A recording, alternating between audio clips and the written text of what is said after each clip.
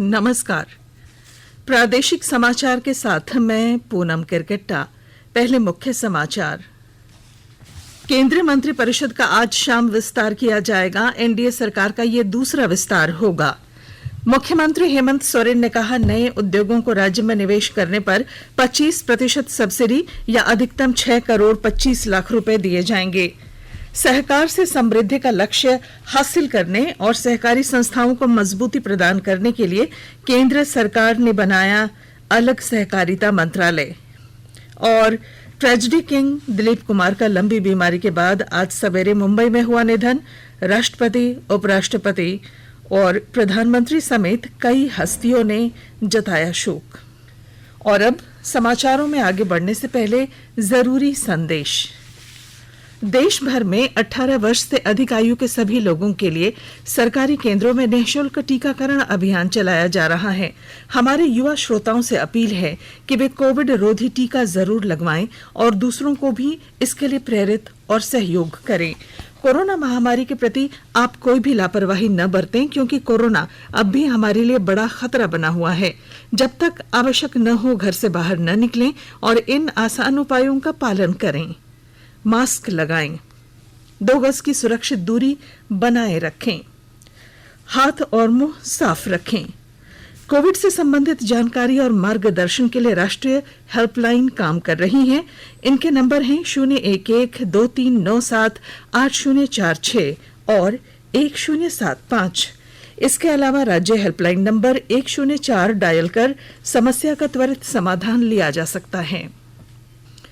केंद्रीय मंत्रिपरिषद का आज शाम विस्तार किया जाएगा। राष्ट्रीय जनतांत्रिक गठबंधन सरकार का यह दूसरा विस्तार होगा। प्रधानमंत्री नरेंद्र मोदी मंत्रिमंडल में कुछ नए मंत्रियों को शामिल कर सकते हैं और कुछ के विभागों में फेरबदल कर सकते हैं।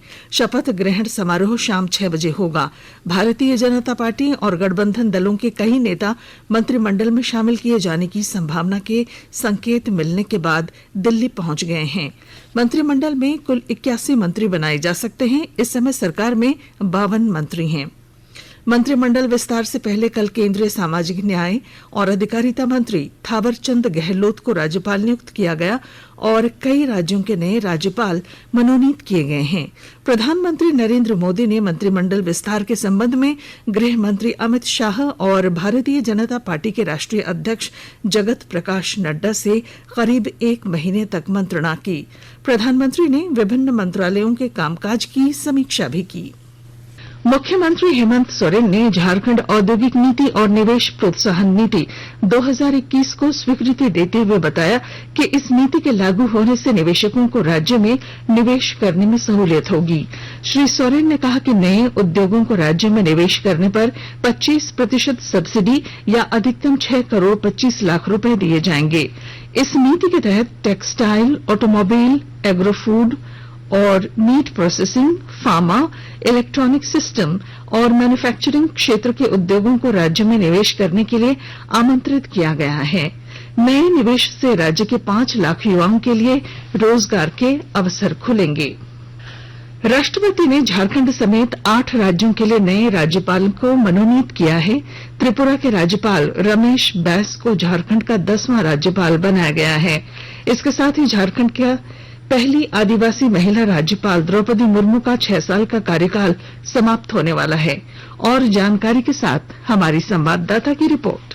राज्यपाल द्रौपदी मुर्मू हमेशा ही जनमानस से जुड़ी रहीं। उन्होंने राज्य के विभिन्न जिलों के सुदूरवर्ती गांवों का लगातार दौरा किया और राज्य के आवासीय विद्यालयों की दशा में सुधार लाने के लिए काफी प्रयत्न किए। महिला राज्यपाल होने के नाते बालिका शिक्षा पर उनका विशेष ध्यान रहा। झारखंड में शिक्षकों की प्रोन्नति को लेकर उन्होंने विशेष काम किया और राज्य के विश्वविद्यालयों में चांसलर पोर्टल का निर्माण कराया। राज्य में आरंभ हुए पत्थलगढ़ी और जनजातीय समस्याओं का भी उन्होंने हल निकाला। साथ ही उन्होंने अपने कार्यकाल के दौरान CNT SPT विधेयक को संशोधन के लिए पहली बार राष्ट्रपति की मंजूरी के लिए भेजा। शिक्षा, स्वास्थ्य, कानून व्यवस्था को लेकर झारखंड की महिला राज्यपाल हमेशा सजग रही। झारखंड के लिए नए राज्यपाल के मनोनयन के बाद मुख्यमंत्री हेमंत सोरेन ने उम्मीद जताई है कि नए राज्यपाल राज्य को बेहतर दिशा देने में अपनी ओर से पूरा प्रयास करेंगे। शिल्पी, आकाशवाणी समाचार, रांची। देश में अब तक 36 करोड़ 13 लाख से अधिक कोविड रोधी टीके लगाए जा चुके हैं। केंद्र सरकार ने राज्यों और केंद्र शासित प्रदेशों को अब तक 37 करोड़ 43 लाख से अधिक कोविड टीके उपलब्ध कराए हैं। सरकार ने आने वाले दिनों में 48,65,000 और टीके देने का आश्वासन दिया है। सरकार राष्ट्रव्यापी टीकाकरण के तहत राज्यों और केंद्र शासित प्रदेशों को निःशुल्क टीके उपलब्ध करा रही है। केंद्रीय स्वास्थ्य मंत्रालय ने कहा कि पिछले 24 घंटों में 32,40,000 से अधिक टीके लगाए गए। कोरोना टीकाकरण अभियान के तहत राज्य में 72,09,803 लोगों को कोरोना की वैक्सीन दी जा चुकी है। पिछले 24 घंटों में 74,818 लोगों को कोरोना की वैक्सीन दी गई। केंद्र सरकार ने कहा है कि देश में कोविड-19 के उपचाराधीन रोगियों की संख्या तेजी से कम हो रही है और नए रोगी भी कम दर्ज हो रहे हैं। इनकी संख्या करीब 4,64,000 रह गई है। स्वस्थ होने की दर 97.2% पर पहुंच गई है। केंद्रीय स्वास्थ्य और परिवार कल्याण मंत्रालय में संयुक्त सचिव लव अग्रवाल ने बताया कि 1 मई से 7 मई के बीच कोविड के औसतन नए दैनिक मामले 3,89,000 थे, जो 3 जुलाई से 6 जुलाई तक घटकर 40,420 रह गए हैं। वर्तमान समय में देश की विभिन्न प्रयोगशालाओं में औसतन 18,30,000 कोविड मामलों की जांच की जा रही है। केंद्र सरकार कोविड महामारी के दौरान लोगों की सुविधा के लिए बनाई गई राष्ट्रीय स्तर की हेल्पलाइन के बारे में लोगों को जागरूक कर रही है। सूचना और प्रसारण मंत्रालय अपने विभिन्न विभागों के माध्यम से इन हेल्पलाइन के बारे में जागरूकता बढ़ा रहा है।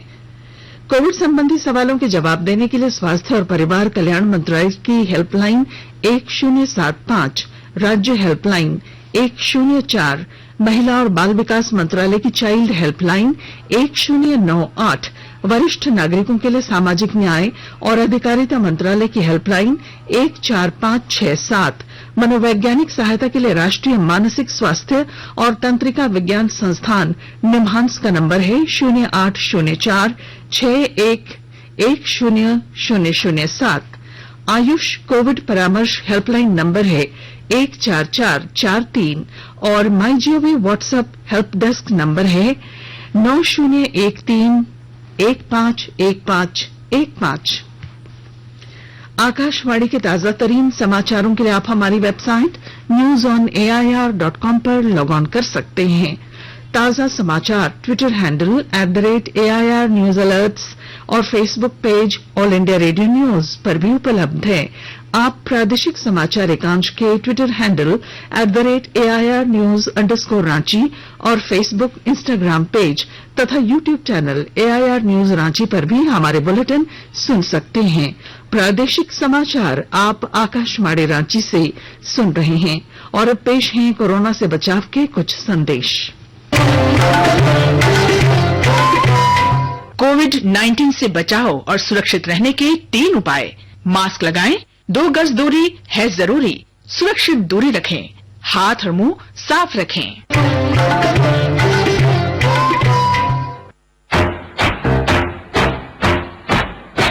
चलो मिलकर एक शुरुआत करें, चलो एक फैसला आज करें, मास्क नहीं तो टोकेंगे, कोरोना को रोकेंगे। चलो एक वादा करते हैं, चलो कुछ वादा करते हैं, मास्क नहीं तो टोकेंगे, कोरोना को रोकेंगे। भारत सरकार द्वारा जनहित में जारी। प्रादेशिक समाचार में आपका फिर स्वागत है। केंद्र सरकार ने सहकार से समृद्धि का लक्ष्य हासिल करने के लिए अलग मंत्रालय बनाया है। यह मंत्रालय देश में सहकारिता आंदोलन को मजबूत करने के लिए अलग प्रशासनिक, कानूनी और नीतिगत ढांचा कायम करेगा। इससे सहकारिता आंदोलन को वास्तविक जन आधारित बनाने में मदद मिलेगी। सहकारी संस्थाओं को समाज के निचले स्तर पर पहुंचाने के लिए भी जन आधारित आंदोलन को बढ़ावा दिया जा सकेगा। केंद्रीय शिक्षा मंत्री रमेश पोखरियाल निशंक ने कहा है कि राष्ट्रीय परीक्षा एजेंसी जेईई मुख्य परीक्षा 2021 के तीसरे सत्र का आयोजन 20 से 25 जुलाई के बीच करेगी। चौथा सत्र 27 जुलाई से 2 अगस्त के बीच होगा। जानी मानी फिल्म अभिनेता दिलीप कुमार का लंबी बीमारी के बाद आज सवेरे मुंबई में देहांत हो गया। वे 98 वर्ष के थे। वयोवृद्ध अभिनेता को पिछले सप्ताह बुधवार को सांस लेने में कठिनाई के बाद अस्पताल में भर्ती कराया गया था। दिलीप कुमार ने 1944 में फिल्म ज्वार भाटा से हिंदी फिल्म जगत में अभिनय की शुरुआत की थी। 6 दशकों के दीर्घकालिक व्यावसायिक जीवन में दिलीप कुमार की अनेक फिल्में हिट हुई। इनमें मुगल-ए-आजम, नया दौर, बाबुल, दीदार, मधुमती, देवदास, गंगा जमुना, राम और श्याम, कर्मा सहित कई फिल्में शामिल हैं। कई त्रासदी फिल्मों में उनके उत्कृष्ट अभिनय को देखते हुए उन्हें ट्रेजेडी किंग का खिताब दिया गया। भारतीय सिनेमा में विशिष्ट योगदान के लिए दिलीप कुमार को 1991 में प्रतिष्ठित पद्म भूषण से सम्मानित किया गया। 1994 में उन्हें दादा फाल्के साहिब और 2015 में पद्म विभूषण से उन्हें सम्मानित किया गया। आंध्र प्रदेश सरकार ने 1997 में उन्हें एनटीआर राष्ट्रीय पुरस्कार से नवाजा। इधर पाकिस्तान सरकार ने भी 1998 में उन्हें निशाने इम्तियाज से सम्मानित किया, जो पाकिस्तान का सर्वोच्च नागरिक सम्मान है। वयोवृद्ध अभिनेता दिलीप कुमार के निधन पर राष्ट्रपति रामनाथ कोविंद, उपराष्ट्रपति एम वेंकैया नायडू, प्रधानमंत्री नरेंद्र मोदी, लोकसभा अध्यक्ष ओम बिरला, गृह मंत्री अमित शाह, रक्षा मंत्री राजनाथ सिंह, सूचना एवं प्रसारण मंत्री प्रकाश जावड़ेकर समेत हिंदी फिल्म जगत के कई कलाकारों और उनके प्रशंसकों ने दुख जताया है। अपने ट्वीट संदेश में श्री मोदी ने कहा कि दिलीप कुमार जी को हिंदी के महान अभिनेता के रूप में याद किया जाएगा। उन्होंने कहा कि अद्वितीय प्रतिभा के धनी दिलीप कुमार ने अपने अभिनय के दम पर पीढ़ी दर पीढ़ी दर्शकों को मंत्रमुग्ध किया। श्री मोदी ने दिलीप कुमार के परिवार, दोस्तों और उनके असंख्य प्रशंसकों के प्रति संवेदना व्यक्त की है। इधर मुख्यमंत्री हेमंत सोरेन ने भी अभिनेता के निधन पर शोक व्यक्त किया है। भारतीय सिनेमा के इस दिग्गज अभिनेता को आकाशवाणी समाचार की ओर से भावभीनी श्रद्धांजलि। केंद्रीय आयुष मंत्रालय ने कहा है कि गिलोय या गुडुचु के नाम से जाने जाने वाली जड़ी बूटी के बारे में लीवर को नुकसान पहुंचाने की बात पूरी तरह से भ्रामक है। Journal of clinical and experimental hepatology में प्रकाशित एक अध्ययन के हवाले से मंत्रालय ने बताया है कि लेखक अध्ययन के सभी आवश्यक विवरणों को व्यवस्थित प्रारूप में रखने में विफल रहे हैं। मंत्रालय ने कहा है कि अध्ययन में रोगियों द्वारा सेवन की गई गिलोय की सामग्री का विश्लेषण नहीं किया गया। मंत्रालय ने यह भी कहा है कि गिलोय की तरह दिखने वाली जड़ी बूटी टिनोस्पोरोक्रिस्पा का लीवर पर नकारात्मक प्रभाव पड़ सकता है। अध्ययन में यह भी स्पष्ट नहीं है कि इस जड़ी बूटी को अन्य दवाओं के साथ लिया जा सकता है या नहीं। मंत्रालय ने यह भी बताया कि अध्ययन में रोगियों के पिछले या वर्तमान रिकॉर्ड को भी ध्यान में नहीं रखा गया है। दुमका जिले में आज सुबह 8:45 पर भूकंप के झटके महसूस किए गए। भूकंप का केंद्र मेघालय के तुरा में था।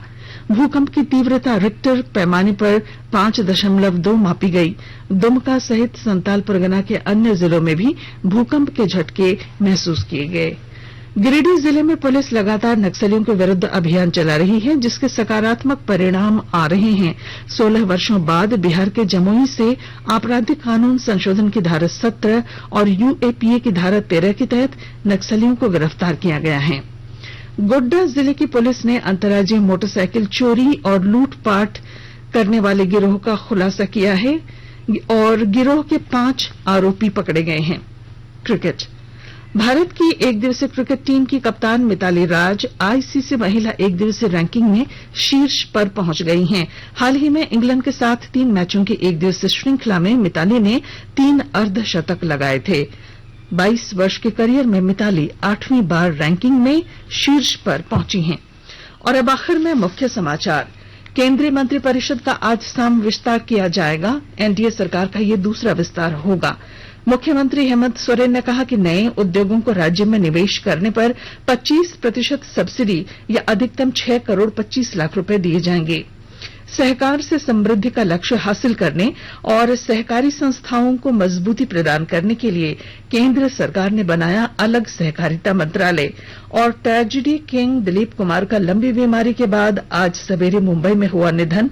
राष्ट्रपति, उपराष्ट्रपति, प्रधानमंत्री समेत कई हस्तियों ने जताया शोक। और इसके साथ ही आकाशवाणी रांची से प्रादेशिक समाचार का ये बुलेटिन समाप्त हुआ। नमस्कार। घर में रहिए, सुरक्षित रहिए और सुनते रहिए आकाशवाणी।